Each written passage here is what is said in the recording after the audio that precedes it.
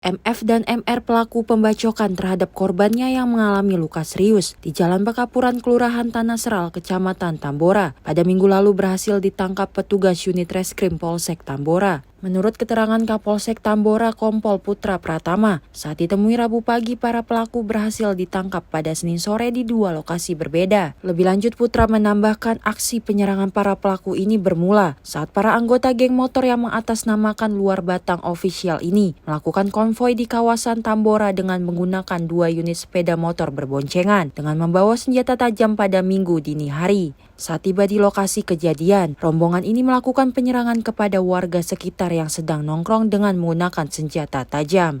Dalam peristiwa ini 2 warga menjadi korban akibat luka sabetan senjata tajam di bagian tangan dan di bagian kepala. Berbekal rekaman CCTV di lokasi kejadian, para penyidik dari unit reskrim Polsek Tambora, Jakarta Barat akhirnya berhasil mengungkapkan aksi kejahatan jalanan yang kerap terjadi di wilayah Tambora. Meski 2 pelaku berhasil ditangkap, 6 pelaku lain anggota geng motor tersebut yang telah diketahui identitasnya kini sedang dalam pengejaran petugas. Pada hari Minggu, tanggal 22 Oktober 2023 dini hari, telah terjadi tindak pidana penganiayaan yang menyebabkan korbannya luka berat di wilayah hukum Tambora. Kemudian Polsek Tambora melakukan olah TKP. Kami dapatkan CCTV kejadiannya bahwa ada serombongan orang tidak dikenal yang menggunakan 4 unit sepeda motor yang kita duga sebagai gangster menyerang warga di Tambora. Korban ini satu dibacok luka di kepala, satu lagi di jari tangannya sehingga menderita luka berat dan dirawat di rumah sakit. Berbekal dari rekaman CCTV, Polsek Tambora kemudian melakukan identifikasi. Pada hari Senin, Polsek Tambora berhasil menangkap 2 orang dari 8 orang pelaku. 2 orang yang ditangkap ini salah satunya adalah pelaku utama yang melakukan pembacokan kepada korban. Tersangka berinisial MF dan MRN. 2 orang ini sudah dewasa, tergabung dalam kelompok geng yang berasal dari wilayah Jakarta Utara. Mereka sengaja konvoi menggunakan sepeda motor membawa senjata tajam di wilayah hukum Tambora untuk mencari lawan. Lewat di TKP, kemudian mereka melakukan penyerangan kepada warga. Kedua tersangka kami kenakan pasal 351, tindak pidana penganiayaan dengan menyebabkan korban yang luka berat. Kemudian 6 orang lagi masih dalam pengejaran unit reskrim Polsek Tambora. Hasil tes urin kepada 2 orang tersangka ini negatif menggunakan narkotika.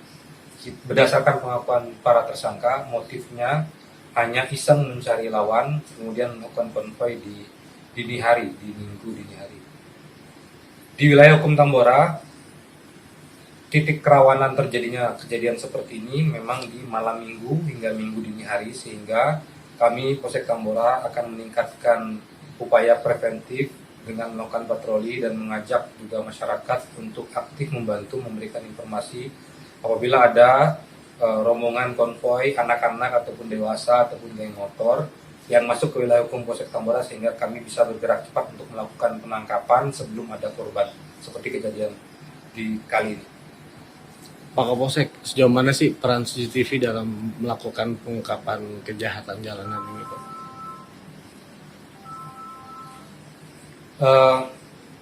Polisi itu sangat terbantu dalam pengungkapan tindak pidana dari petunjuk-petunjuk yang ada, termasuk keterangan saksi dan juga CCTV.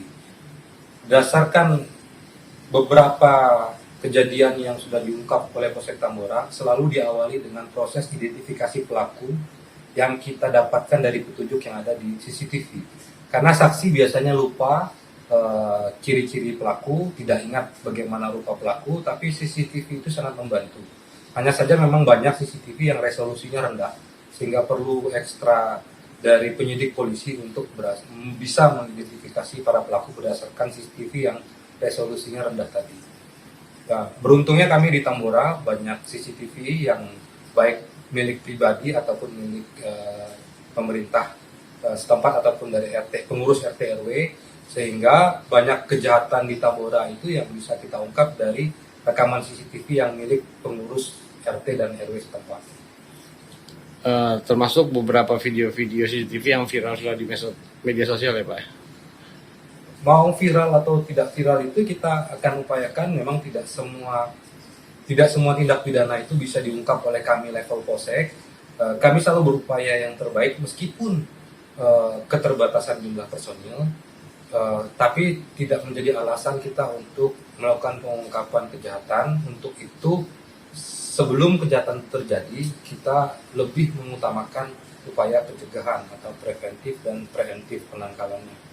Toh kalau sudah terjadi, dengan bekal CCTV tadi, kita akan berupaya maksimal untuk melakukan pengungkapan tindak pidana di wilayah hukum Polsek Tambora.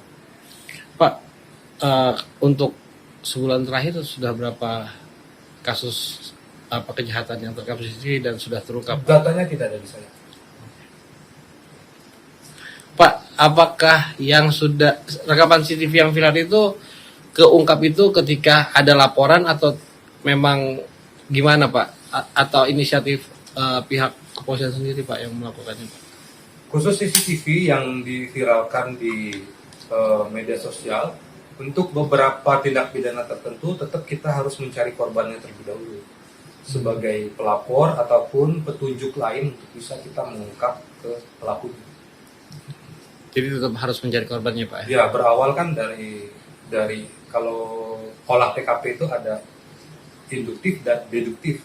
Kalau kita mau mengungkap dengan pola induktif, maka kita harus mulai dari korban dulu atau dari lokasi di sekitar TKP. Dari tangan para pelaku, polisi menyita barang bukti berupa 3 bilah celurit. Kedua pelaku akan dijerat pasal 351 KUHP dengan ancaman hukuman pidana selama 7 tahun penjara karena telah melakukan penganiayaan berat terhadap para korbannya. Dari Jakarta, tim Simpo TV melaporkan.